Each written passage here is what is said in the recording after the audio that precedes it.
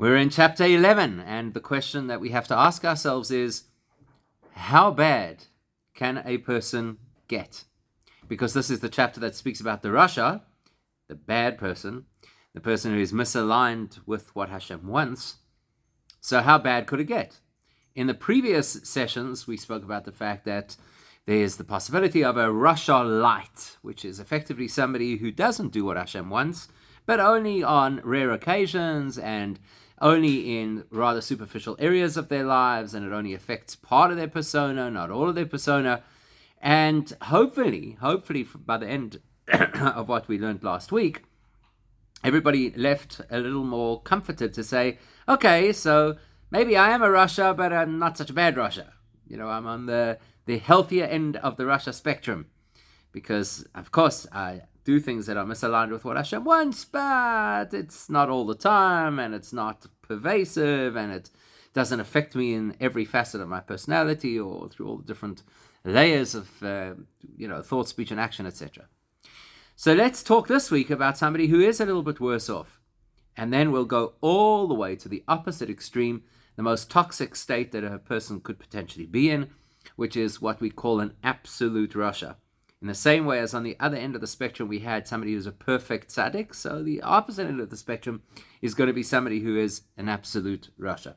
Page 46, right? If you're looking in the book, page 46.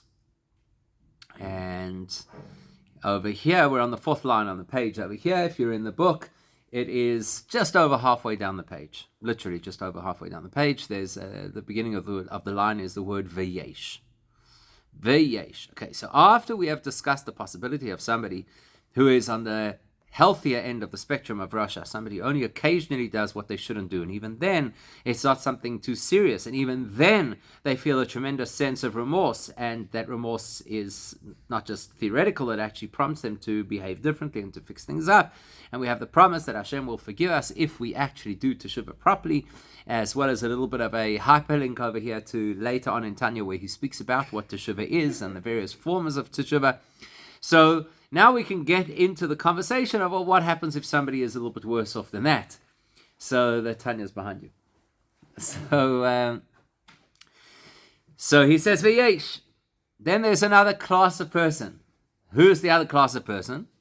V'yesh mi shehara goyver boy yoiser. There is a person. Remember, the definition of Rasha is somebody with a negative inside of themselves, the toxic energy, the so-called dark side of their personality, gets the upper hand from time to time. So V'yesh, page 46. So V'yesh, then there are some people, shehara goyver boy yoiser, where the capacity for the negative inside of themselves to gain the upper hand and to take control is greater than it is in the first class of person that we spoke about. Now remember, when you use a word like yoiser, which means more, it could be more qualitatively, it could be more quantitatively, because we've spoken about those two measures, that it is possible to say, well, a person is a Rasha, but only infrequently, or a person is a Rasha, but only affects them in more superficial elements of the character. So now when we're saying that somebody is goiver yoiser, that the negative takes greater hold or has the upper hand more so, that could be more frequently or could be in more serious areas of life, as we shall see. Omislapshim boy kol shloisha levushim shel hora. And the person could reach a point where the negative seeps into all of the three garments of who a person is. Remember, we said the thought and speech and action. Those are the garments of the neshama. Those are the interfaces that allow the neshama to be able to engage with the world. So when we spoke about the first kind of Rasha, we said either at some point they're going to succumb in thought, or they're going to succumb in speech, or they're going to succumb in action. And it didn't really sound like they were ever going to have this confluence of a whole string of areas of their life where they fail spiritually. Over here, we are talking about that. We're saying kol shloisha levushim shalora, that this is a person who the infection has spread to all the three areas of how the person engages with the world. So that means that their thoughts and their actions and their speech are almost aligned with what Hashem wants. That's obviously really not a good place to be. Not only that, umachtioi ba'averos chamuros yoser. The second indicator that a person is in a worse state of Rasha-hood, is that how you say it? Rasha-hood? Rasha-ness? Not sure which one. Right? So if a person is in a worse state of being a Rasha, so not only is it that the negative is going to seep through into multiple areas of their persona simultaneously, thought and speech and action, but the behavior that they're going to engage in is averos chamuros yoser, more severe types of sins. Or as we'd put it in today's world, more risky behavior. So it's, you sometimes see this with a person where they devolve. They start off doing something that is a little bit risky, and then they expand and they start doing things which are more risky. So the same kind of thing happens to a person spiritually. For example, you might, have somebody who, there's an old joke about it. Anyway, we're not going to go to the joke. So you might have somebody who maybe says, you know what, I always used to be very focused when I davened. So now I'm under a lot of pressure. I don't know what kind of pressures people could possibly have in the 21st century, where half of our lives is automated, and anybody 100 years ago would have predicted that we would be much freer people. But anyhow, somehow we seem to be under pressure. So the person says, I'm under pressure. I don't have the attention span right now or the luxury of time to be able to daven in the way that I davened before. Now, is that aligned or misaligned with Hashem? It's not an easy question to answer, because for most of us, that's not what we're grappling with. Most of us are not battling to be able to daven, to be able to, focus on our prayers. Let's be honest. Most of us, that's not even on the agenda. It's a horrible thing to say, but that's the reality. For most of us, we're more worried about not saying the wrong things, doing the wrong things, outright transgressions. But just imagine for a moment that that's where somebody lives. They used to be very invested in their prayers, and now they are less so. They're a little bit distracted. They don't necessarily give it as much time as they used to. They kind of rush it a little bit, mumble the words, swallow the words. I've seen people get full-on indigestion from the way that they daven. So that's like a small misalignment from being connected to Hashem. And it's in one particular area. It's in a particular area of davening, and it's not very severe misbehaviors. But the funny thing about the human experience is that when we allow ourselves to slide, it becomes a slippery slope. And so the 1 minute it's the fact that the person's not davening so well, and then as a result of that, they skip the Torah that they used to learn even before or following the davening because they're under pressure. And then when they don't have that kind of inspiration, before you know it, the person is a little bit lax when it comes to their conduct at work, maybe around the laws of kashrut. What's the big deal? If we all use the same cups, whatever it is in the coffee room, or whatever the case is. So what we're describing over here is somebody who's now devolved quite far. They're in a position where they feel almost, I don't want to say powerless, but that there's certain parts of their negative character that they just can't stop. Just can't stop. And it's dragged them, it's schlepped them into what he calls here averos chamuros yoser, more serious transgressions. Because that is the nature of people. We escalate. We start off doing things that we think are a big deal, then we get quite comfortable and used to them. So now the temptation takes us a step further, and that's how a person ends up in averos chamuros yoser, much more severe transgressions. And possibly what makes it the worst of all in a certain regard is oveitim karoivim yoser. It starts to happen more frequently. Now, this is the pathology of any person who goes through some kind of downslide. And this would apply right across the board to various things. Any behavior that is unhealthy behavior, typically what happens is the first time that a person engages in unhealthy behavior, they feel very uncomfortable and they don't want to do it again, and they feel some kind of self-loathing, and so they avoid it, and they won't allow it to really occupy too much space or take up too much of their energy or their attention or their resources. And then as time goes, so they are willing to do a little bit more and a little bit more often and push the envelope a little bit and so on and so forth. So that's exactly what we're describing over here.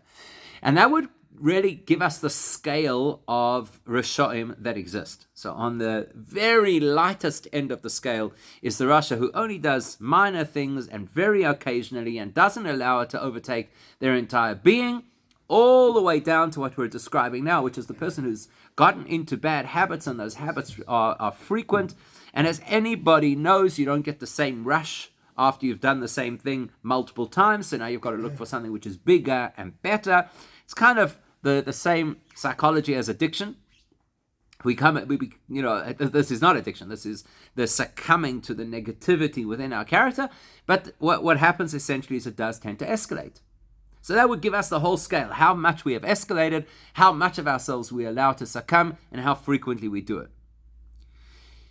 Now, somebody asked the question, and we began to address it last time, but I want to come back to it, and that was the question of Jewish guilt. And the fact that Jewish guilt is such that you feel good about feeling bad. And you feel bad if you don't feel bad. That's effectively that's the summary of Jewish guilt. So, in certain circles, they don't even have to tell you the joke anymore. They just say number 23 and then everybody laughs.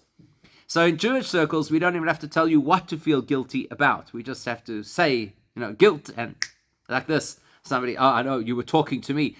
You know how many times it's happened to me? People come over to me after shul and they say, why did you pick on me like that in front of everybody? You were talking to me, you singled me out. And I'm like, I don't even know what you're talking about. What did I say that had anything to do with you? That's how it is. We are predisposed to guilt. And we spoke about this last week, and whether guilt is a positive thing or negative thing. But this evening, what I want to focus on in terms of guilt is this. People think that if we feel a sense of guilt or remorse or regret, clearly that must indicate that we're bad people. Because surely good people don't live with regrets. Surely if you're doing life right, you don't have to feel ashamed of anything. You don't have to feel guilty about anything. You don't have to regret anything. No? Isn't that how it is? And then, of course, we probably have somebody in our lives who we have either actively or passively chosen to idolize, and we say, I'm sure that person never feels the kind of guilt that I feel. I'm sure they don't live with the kind of demons that plague my mind. And that's what we do. We always hold ourselves up against somebody else and, completely idealize their reality and then show ourselves up against them. Here we're going to learn, and we did touch on this before, that to feel pangs of guilt, to feel remorse over things that were not healthy choices, is in itself healthy. I heard about an incredible experiment about getting people to stop smoking. So, seeing as I don't really have experience with smoking, I can't tell you how addictive it could be. But there was a time where people believed that the way to stop smoking was just simply willpower, which, by the way, aligns very strongly with a lot of what Hasidus teaches. Don't underestimate the power of your will, and when you truly dedicate yourself to do something, you can achieve really, really amazing results. So, like, for example, I know people personally, like, cold turkey, that's the way. They stopped one day and, ois, finished. That might have worked 30 years ago, 40 years ago. I'm not so sure that our current generation is as good at cold turkey and willpower. So they did this very interesting experiment, really interesting experiment. And what they did is they told people who were smokers, go ahead and smoke, but when you smoke, pay attention to what it feels like. Pay attention to the smell. Pay attention to the taste that leaves in your mouth. And what they found, which was very interesting, is it was a highly effective way to get people to stop smoking. As opposed to telling people to stop smoking or putting up those horrible adverts that they once upon a time used to have with the blackened lungs and this is what's going to happen to you. We all know very well that putting a car through a billboard on the side of a highway does not make people stop speeding. We know that. These horrific graphic images of the terrible things that happen to people are not actually what dissuade people from behaving in certain ways, for whatever reason it is. I always I remember many years ago, and it took years for me to try and understand this, but going to visit somebody who was at the hospital in the oncology department. When I came to visit them, they were in the outdoor smoking area, smoking. But you're in that hospital. You're not even watching the billboard or seeing an advert. You're actually in the hospital because of the smoking. You're still smoking. Why? Because all of the theory about how bad it is doesn't actually stop a person necessarily from doing what they shouldn't do. Which incidentally is why getting up and telling the community that everybody's going to Gehenna if they don't behave a certain way is most likely also not a successful strategy. So what they did over here is they helped people become aware of elements of their habits, in this case smoking, that they typically were not aware of, which is quite an interesting approach. They did it also with people who tended to overeat. So let's say, for example, I don't know, what do people tend to overeat?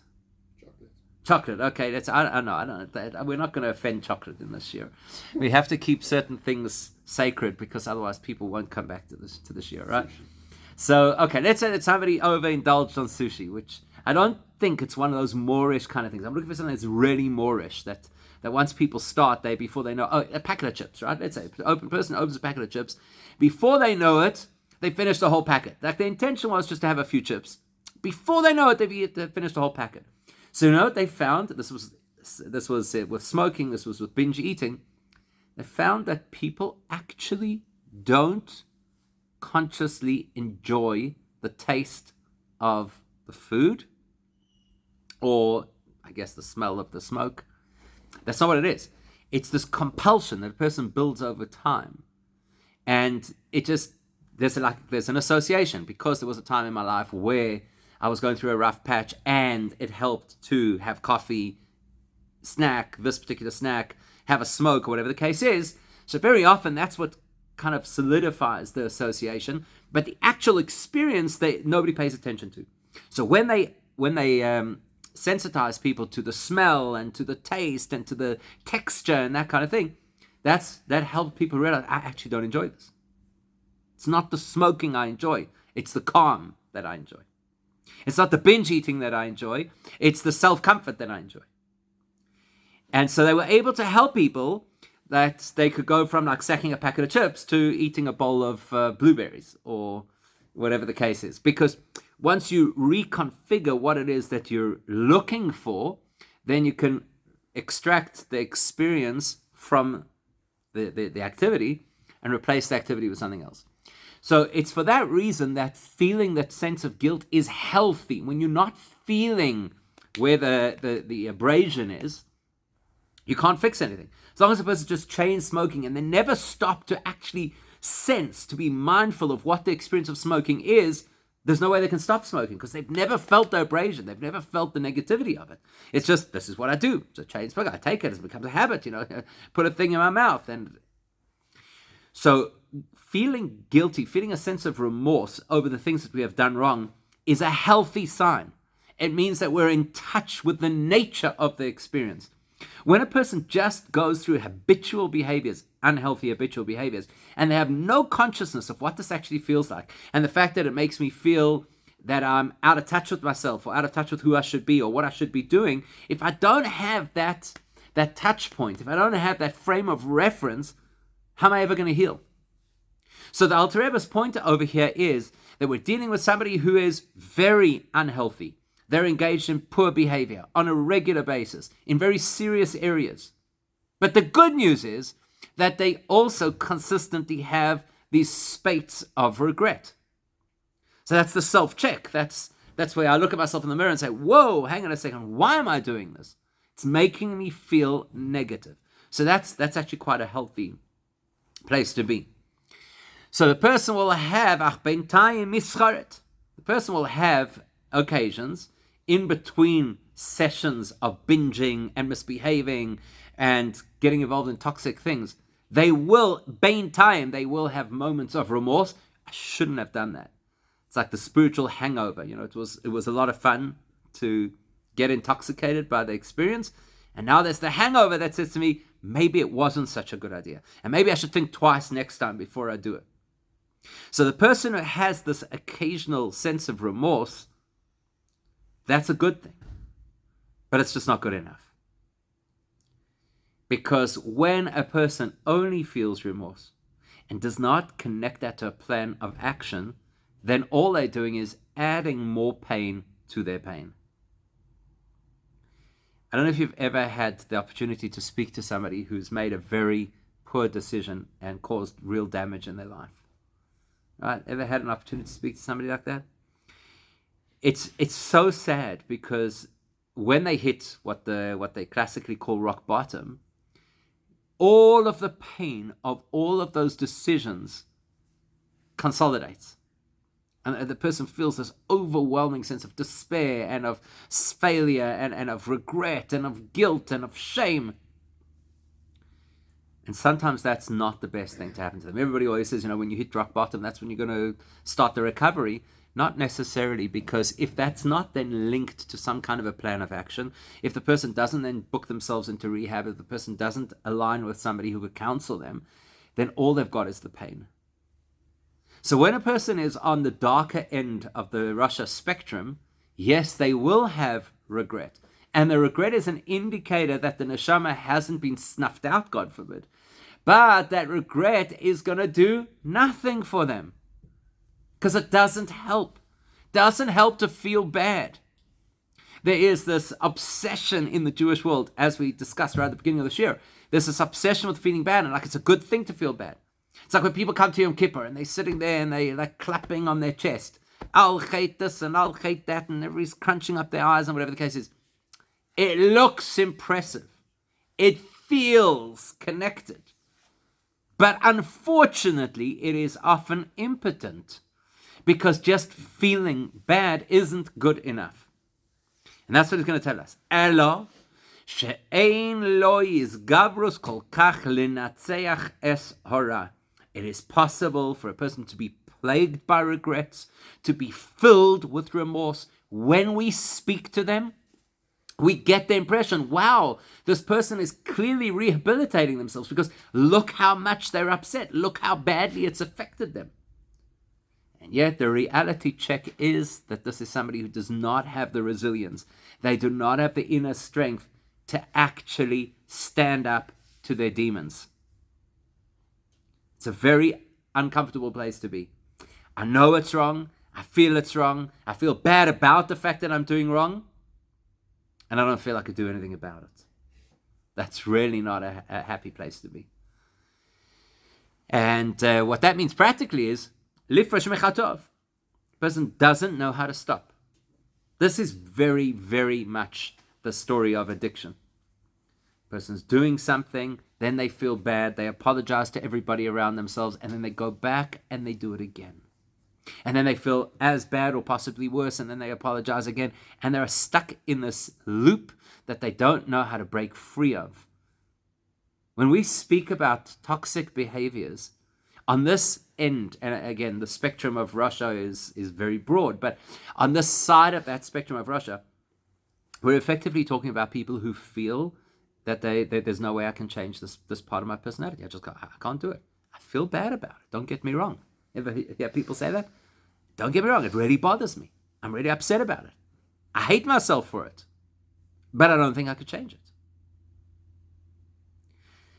I tell a story that there were two brothers. And the two brothers grew up in a religious home. And so when they graduated from whatever kind of school they had back in the shtetl, they both went to yeshiva. But they didn't go to the same yeshivas. And over many years, one of the brothers landed up in a Chabad yeshiva.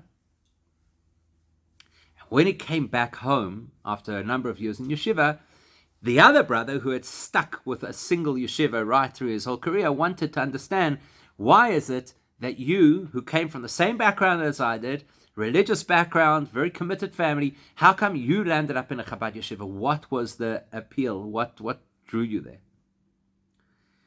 So he says, look, I'll tell you. What happened was, I went to a yeshiva that was very similar to the yeshiva that you attended, and it came Yom Kippur.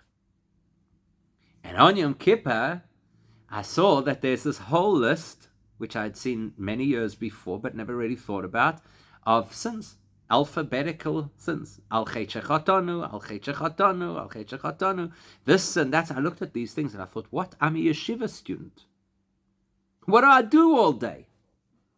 I sit there in the yeshiva, I learn, I daven, then I learn.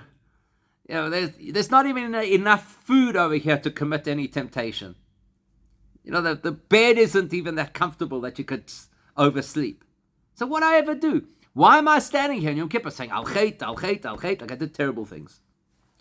So I thought about it, and I researched in all the books that were available in yeshiva about personal conduct, and eventually I came to this realization. The Al Chait prayer is in the plural, which means that those of us who are living such a holy life have to also work to achieve forgiveness for those who are not. So Al Chait Shechatonu, the sins that we have sinned, means the collective. And in Yiddish he says, I understood it as Al Chait as jener hat gesündigt. I'm saying Al Chait because someone else has sinned. And that was my first Yom Kippur in yeshiva. Anyhow, a year later, it's getting closer to Yom Kippur, and I'm starting to think about the Al Chait conundrum again. And I thought it doesn't make any sense, because if it is true that I'm saying Al Chait because somebody else sinned, then why am I hitting my chest? So go hit their chest. And walk around in shul and say, listen, we're the yeshiva boys, we do no wrong. Clap, clap, clap, clap, Well, why am I hitting my chest? And I could not find a satisfactory answer, so I decided to explore further, and I went to another yeshiva and I asked the question, and they gave me a different path of learning. And in that path of learning, I came to understand that Al Chait means as ich hab gesündigt. I sinned. There's no question about it. I sinned. It's inescapable. But I can't help myself. Okay. I can't help myself. That's the way Hashem made me. Everybody has their things. Everybody has their idiosyncrasies. Everybody has their weaknesses. Ich bin nicht schuldig. It's not my fault. It's not my fault. This is the way it is. Everybody has flaws. There's a verse in the Torah that says, there's no human on earth who does only good and never sins. So that's it. I've just got to come to terms with the fact that every year I'm going to be saying Al Chait, and there's certain areas of my personal growth that I'm never going to change. That is exactly where we are over here in the Tanya at this point in time. This is the person who says, I feel so bad, I really regret what I've done, Al Chait, with all the tears and whatever it is, but I can't help myself. I know that this time, next year, God and I have a date to revisit the same list of things, and I will still be feeling bad about having done the same things again. He says, after a few months in the yeshiva, this question was still playing on my mind, and I thought, well, what's the point? Why should we ask forgiveness if we can't help ourselves? Doesn't make any sense. And the Rambam says in the Laws of Teshuvah that if we were to suggest that Hashem wires people to behave in a certain way and we don't have choice around our actions and we're not responsible for our actions, then there'd be no justice in the world, because people would be punished for things that they couldn't avoid and they'd be rewarded for things that they obviously were going to do. So it didn't sit well. I changed yeshivas again, trying to find the answer to the Al Chait question. He says, I arrived in a different yeshiva and we had a different approach, and I came to learn as follows. Al Chait means as ich hab gesündigt. There's no escaping the fact that if our sages mandated that you've got to say Al Chait, it means we've done things wrong. Not because somebody else did, I did something wrong. Not only that, but ich bin schuldig. I'm responsible for the fact that I sinned. I can't blame the system. I can't blame God. I'm responsible. This is a fundamental principle. According to the Rambam, it's one of the 13 principles of faith, is that there's a principle, that there's a system of reward and punishment. And in order, obviously, to be either rewarded or punished, I've got to be able to make choices. So therefore, when I say Al Chait, I have to acknowledge I did wrong and I am responsible for what I did wrong. But I also have to be honest enough to say, Ich gehe weiter sündigen. That the truth is, I am not perfect, as the verse says. There's no perfect person on this earth. And therefore, even though I can't blame the system, I know within myself that I'm going to repeat this behavior. So I always feel bad, and I recycle the same toxic choices. He says, after a while, he says, I wasn't satisfied with that either. And that's when I landed up in a Chabad yeshiva and I started to learn Tanya and Chabad Hasidus. And I came to understand for the first time in my life what an Aveira actually is. It's not a transgression that you get a criminal record and a black mark on your name, and then at the end they weigh up all the good stuff and all the bad stuff and they pile them onto scales, and depending on what happens, they're either going to send you upstairs or downstairs. I came to realize what it means to do an Aveira.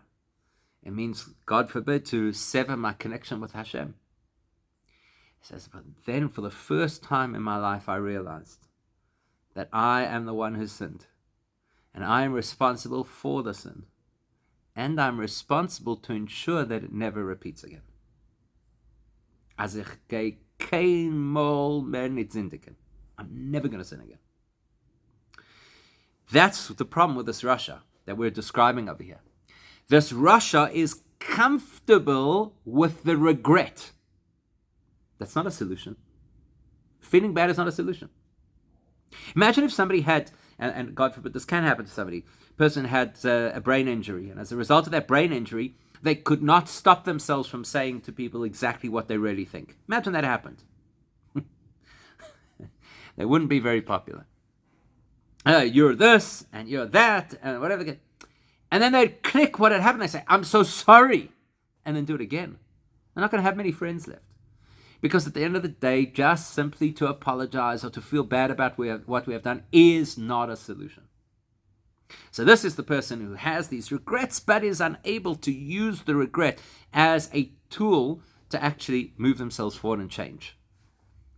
So therefore, they can't reach the point, liyos moide ve'oizev, to become somebody who acknowledges what they have done wrong, which that part they are successful in doing, but they don't do the next part, which is va'oizev, as the pasuk says, moide ve'oizev yerucham, that Hashem is compassionate to the person who acknowledges what they've done wrong, and then oizev, they discard it.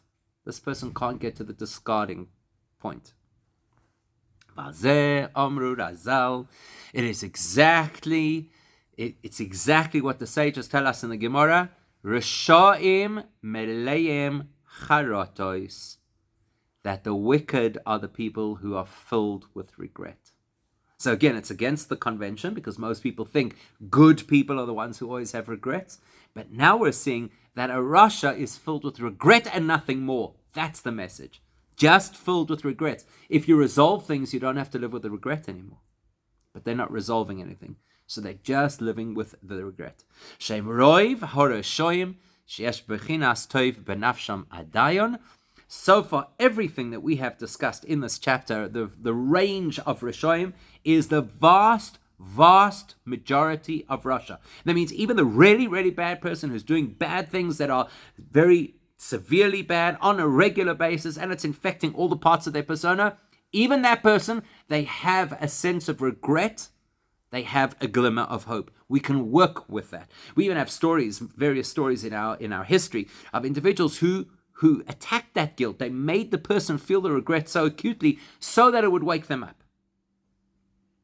It's a story of a young man who rebelled to whatever extent, against his Jewish upbringing.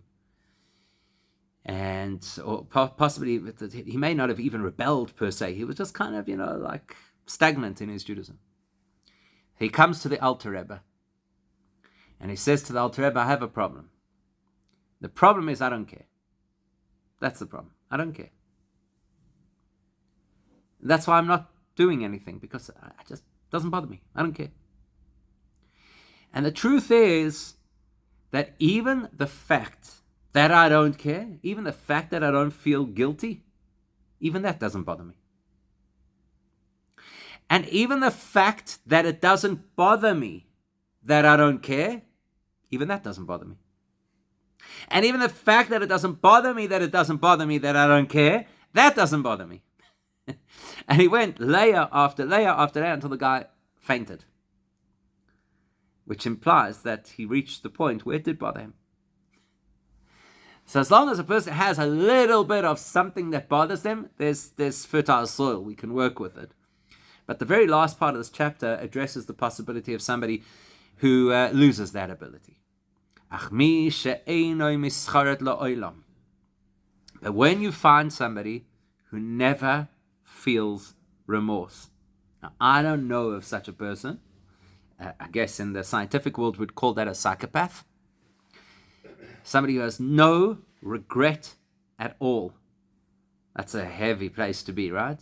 No regret at all.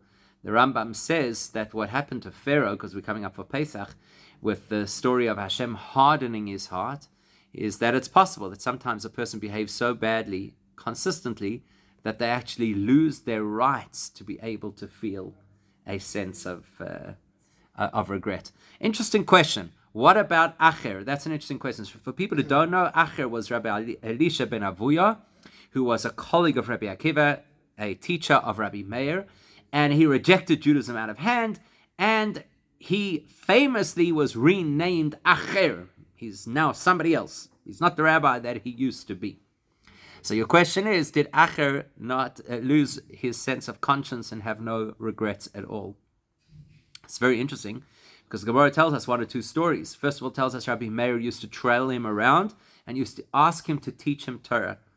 So the fact is that he clearly was willing to teach Torah. But I'll tell you something even more interesting than that.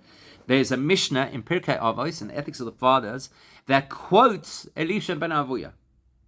Right? It quotes him, which is bizarre, because if somebody had gone off the rails to the extent that he's accused of having done, we would never incorporate him in the Mishnah. You know, then in order to be named in the Mishnah, you had to be capable of resurrecting the dead. You know, and they would have censored him out. And yet Elisha ben Avuya, and remember the Mishnah was written later by Rabbi Yehuda Nasi. It's after he had already passed away. His story had been written. They knew who the man was, and they still quoted him. What's the Mishnah that they quote from Elisha ben Avuya?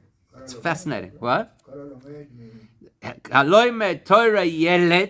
If a person learns Torah as a child, what is he compared to? Fresh ink on clean parchment. Why is that the teaching? Because when he went through his very severe rebellious stage, Rabbi Elisha ben Avuya, picture the scene. He has a venerable sage with a long flowing beard and payas, who's a complete apostate. and he walks in. He used to walk into the yeshivas, particularly to the schools. And he said, "Tell the kids, why are you wasting your time learning Torah? Go out, learn how to become functional citizens, get jobs. One day, when you're older and you're making money, then you could learn Torah. But you should not learn Torah as a child." Which Mishnah of Acher, of Elisha ben Avuya, is recorded in Pirkei Avos? The Mishnah that says, there's nothing like learning Torah when you're a child. To illustrate what? He obviously regretted that phase of his life. And so therefore he came back with this teaching, which was seen to be so sincere that the sages incorporated it into the Mishnah.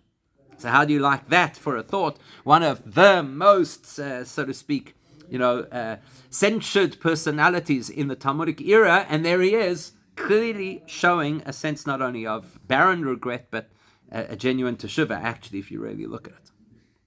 But let's say that there was somebody who has no sense of remorse. The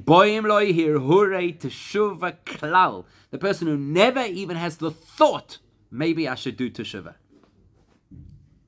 Because there are so many people out there who claim that they are so disengaged from their Judaism, but I'll do this, or maybe one day.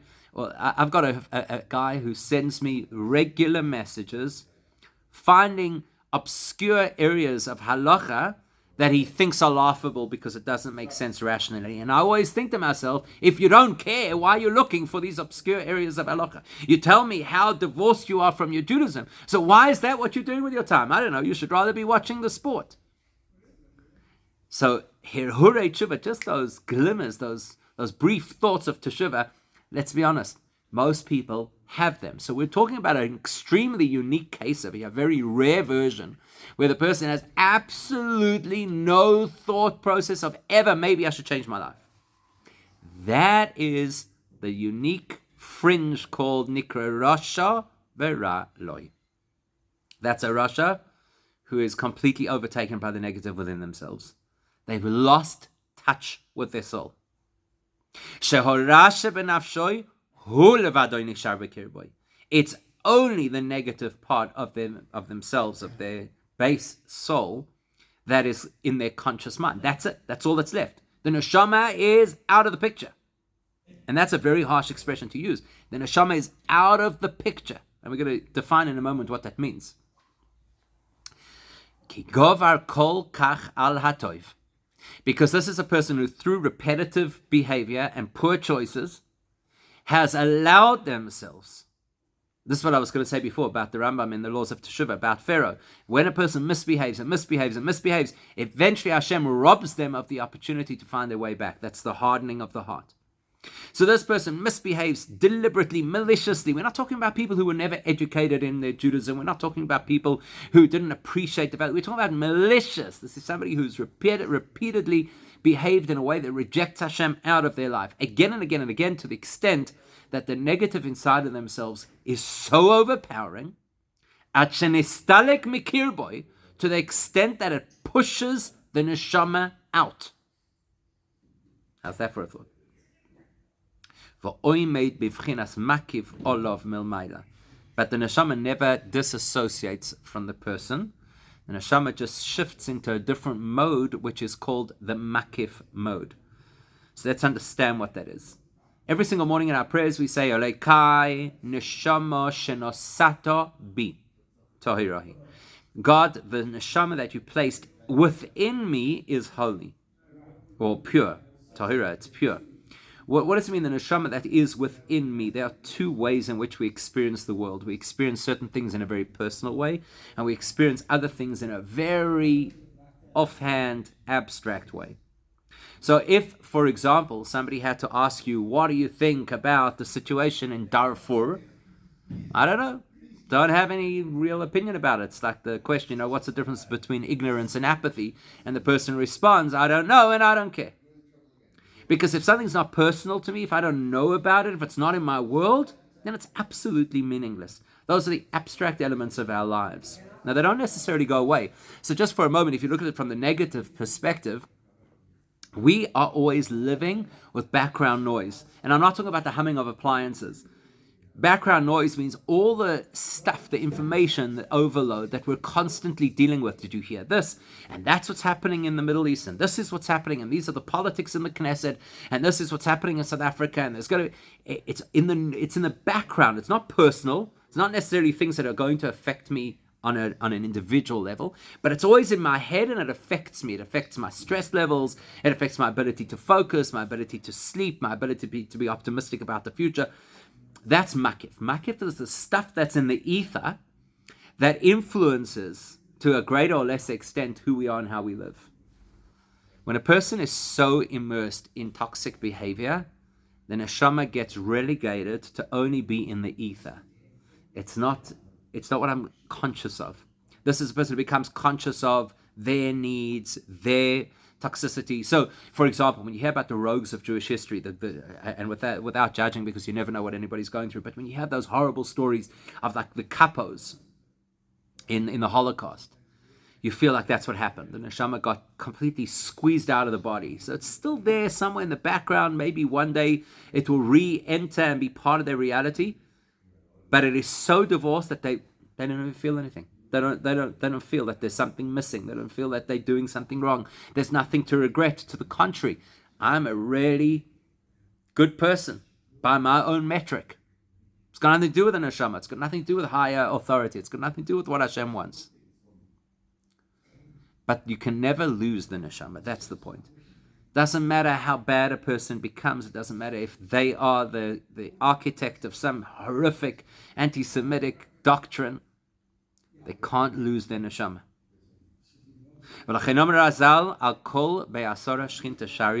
That's why, as we already mentioned earlier in chapter 6, the sages tell us at any time that you have 10 Jews who come together, there will be Shekhinah with them.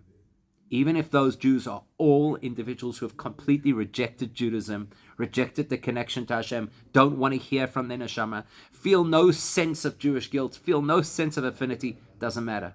The neshama is always there. It is part of their reality, even if it's not part of their consciousness.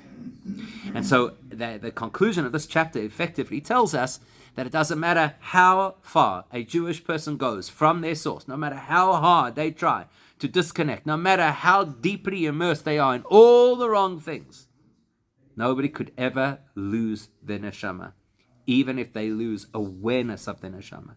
And with that awareness, the sensitivity that a person should have.